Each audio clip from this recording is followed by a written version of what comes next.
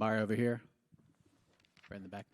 Big fight week for you, but obviously not the opponent you initially signed up for. Find out Saturday that Cody Garbrandt is injured and out of the fight. When did you find out Cody wasn't going to be able to compete, and how did you react to it, knowing Cody's name, being a former world champ, and that opportunity was gone for now? Yeah, I found out, I think it was Saturday morning. Pretty bummed out at first, but I got to get over it quick, and put him in the rear view and focus on what was ahead. And, we were waiting for a new opponent, which I found out, I think it was Monday night before I took off, and that was about it. Same process, though, going to go out there and fight. How important was it for you to stay on this card? You're preparing for this big fight with this big name, and you have to switch things up relatively quickly. Did it matter who it was? Just give me anybody at this point? Was that your mindset? Pretty much. The only thing I wanted was to remain on the main card if possible, to keep the eyes on me. It was going to be a great fight with Cody, so that's all I was looking for. I just wanted to have some eyes on me and have a great opponent. And, Blackshear does have a little bit of shine from his past performance, so it worked out. So this is going to be on the main card still? I believe so, from what I've seen. So. Okay.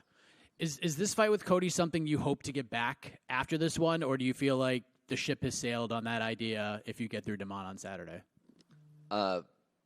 Yeah, I think, like I said, I think Cody's in the rear view.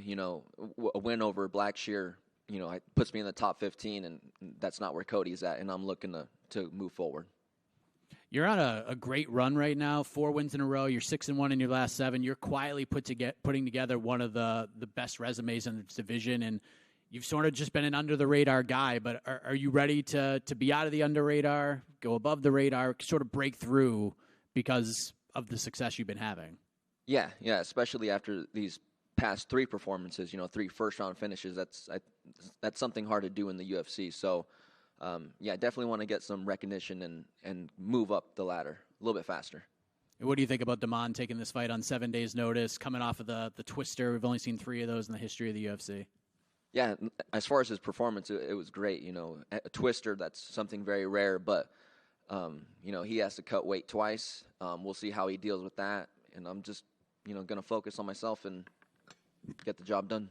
And last thing, Sean O'Malley, your longtime teammate over the lab, getting ready to fight for the bantamweight title against Aljamain Sterling. Should Sean win, what do you think the division looks like moving forward as you're climbing the ranks, and do you feel like Sean's going to get it done, and if so, how? Yeah, I mean, I could see Sean getting it done with, we all know he's great with his hands, knockout. I think he could surprise him with submission as well, so that's something to look at. And as far as the division, who knows, maybe Aljo moves up, maybe, depending on Cheeto, maybe that's a matchup for Sean. So we'll see, and Merab's there as well, so we'll see how things pan out.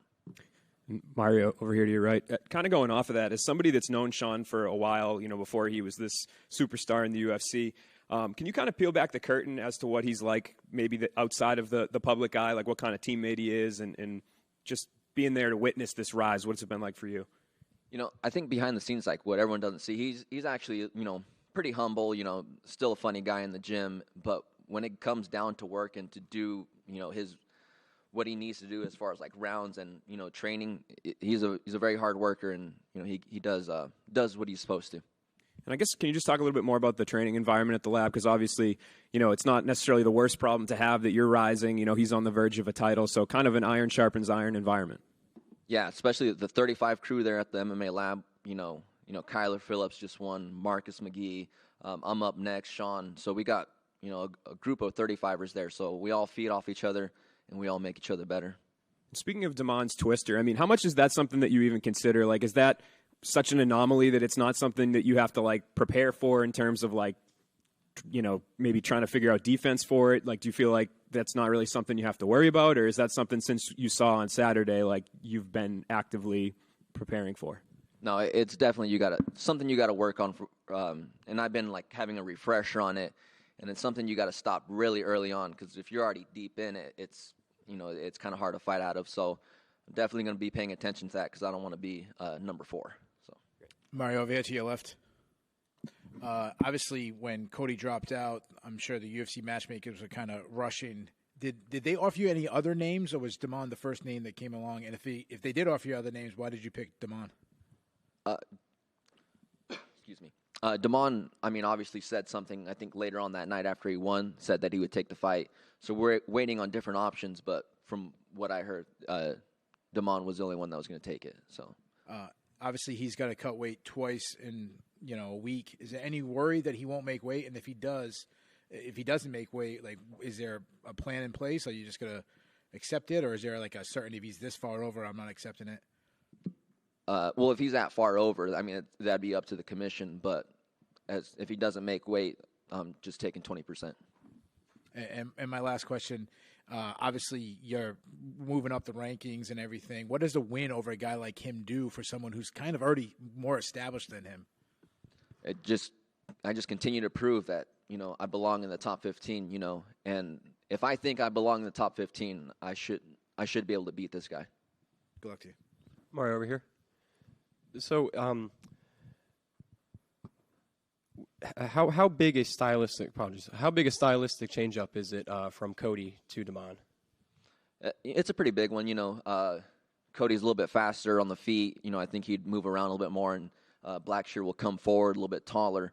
But I've had like pretty good experiences with taller fighters. Fighting Benito Lopez.